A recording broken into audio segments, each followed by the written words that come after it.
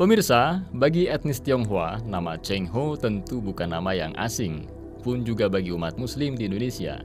Nama besar Laksamana Cheng Ho dikenal sebagai penjelajah samudra yang memimpin puluhan kapal besar dan ribuan tentara. Lantas, misi apa yang menghantarkan sang Laksamana beserta pasukannya ini singgah di Nusantara? Ikuti terus video ini sampai selesai.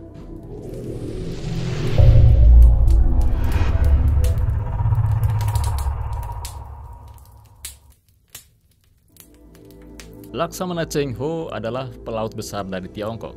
Dia memimpin armada laut yang sangat besar dan menjelajahi negara-negara di Asia dan Afrika. Dalam pelayarannya, Cheng Ho membawa dan memimpin ratusan kapal besar, terdiri dari kapal barang raksasa, kapal pengangkut kuda tunggangan, kapal perbekalan, kapal pengangkut pasukan, dan kapal perang layar khas Tiongkok. Pemirsa, jika armada Cheng Ho bergerak beriringan, maka dari kejauhan akan tampak seperti kota terapung. Sebagai gambaran, ukuran kapal barang armada Cheng Ho bisa disetarakan dengan kapal tanker zaman sekarang. Kapal barang ini mengangkut harta hasil niaga dan pertukaran dari negeri-negeri yang disinggahinya. Cheng Ho berlayar dengan membawa barang dagangan seperti sutera dan keramik khas Tiongkok yang sangat terkenal di dunia. Pulangnya ke Tiongkok, mereka membawa rempah-rempah sampai binatang yang tidak ada di Tiongkok, seperti jerapah. Armada Cheng Ho berlayar membawa misi yang mulia, yakni misi perdamaian. Bukti sejarah mencatat bahwa tujuan pelayaran Cheng Ho adalah membawa misi ketertiban ke 4 penjuru bumi. Karena tujuannya itulah, armada laut milik Cheng Ho pun tidak pernah berhenti di satu negeri saja. Mereka selalu menjelajah dari satu negeri ke negeri lainnya. Orang yang ikut dalam pelayaran Cheng Ho biasanya tidak kurang dari 30.000 personel. Dengan total durasi perjalanan mencapai 28 tahun, terhitung sejak tahun 1405 sampai 1433 Masehi.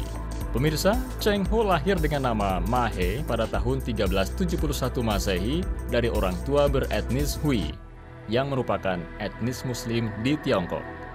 Di tengah konflik politik melanda Tiongkok kala itu, Cheng Ho ditangkap dan dibawa tentara kerajaan Ming menuju kota Nanjing. Nah, di kota inilah ia dipaksa untuk bekerja bagi keluarga kekaisaran.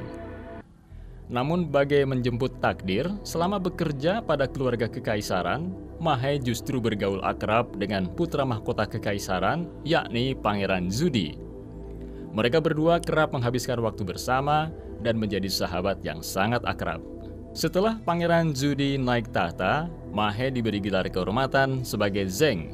Gelar inilah yang kemudian menjadikannya lebih dikenal dengan nama Zheng He atau Cheng Ho ketimbang Ma He nama aslinya.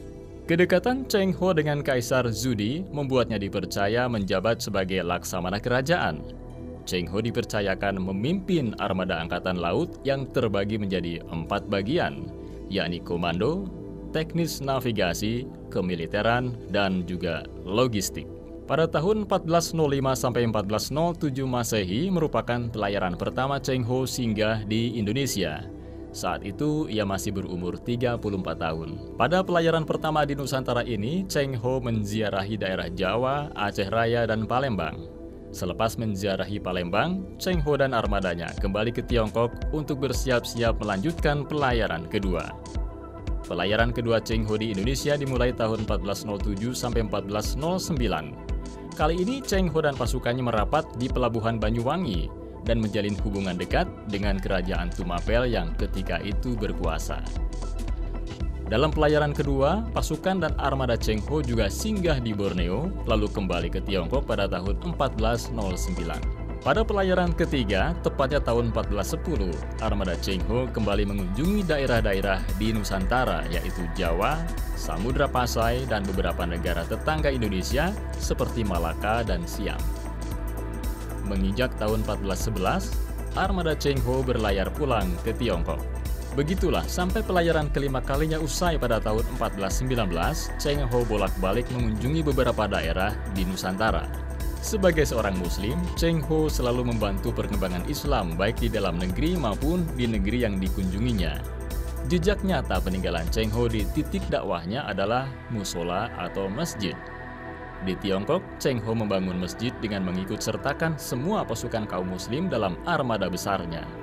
Sedangkan kiprahnya dalam membantu perkembangan Islam di luar negeri, ia secara personal membantu dan membimbing muslim Tiongkok mazhab Hanafi yang berada di perantauan termasuk di Nusantara. Kepribadian Cheng Ho sebagai seorang muslim yang taat tampak pada sikap toleransinya pada Buddha dan Tao. Cheng Ho dengan rajin menebarkan benih persaudaraan, kemanusiaan, dan toleransi antar agama. Sikap ini pula yang menjadikan Islam kian cepat menyebar di seluruh pelosok Nusantara.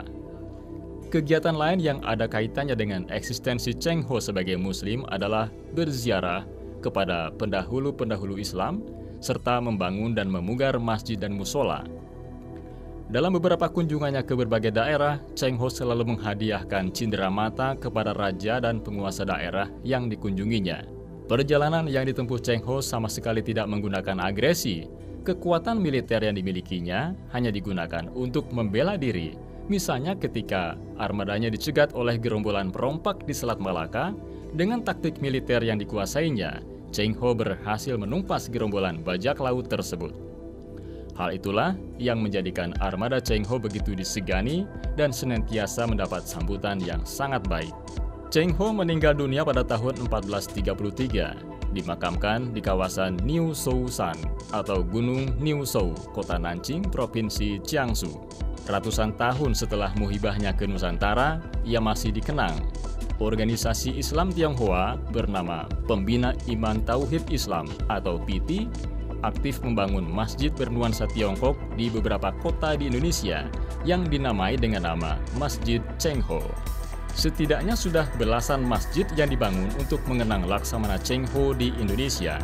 Misalnya di Surabaya, Banyuwangi, Semarang, Purbalingga, Kutai Kartanegara, Samarinda, Banjarmasin, Jambi, Palembang, Batam, dan Goa. Masjid Cheng Ho yang pertama kali dibangun di Nusantara adalah Masjid Cheng Ho Surabaya yang pembangunannya dimulai pada tahun 2002 oleh PITI. Salah satu pendiri PITI adalah Haji Abdul Karim Oi alias Oi Cheng Hin yang juga tokoh kunci dalam pembangunan Masjid Lao Tzu di Jakarta. Pemirsa, sosok pemimpin yang baik akan senantiasa dikenang karena kebaikannya. Siapa sangka kalau Mahe, seorang anak laki-laki yang bukan siapa-siapa, menjadi terkenal dan dikenang di mana-mana karena kebaikannya. Itulah Mahe atau Cheng Ho, sang laksamana dari Tiongkok dan masjid yang dibangun untuk mengenang keluhuran budinya. Saya Endro dari Barata Online City, Loving and Living. Dukung terus channel ini dan nantikan video selanjutnya. Ingat, jangan pernah melupakan sejarah.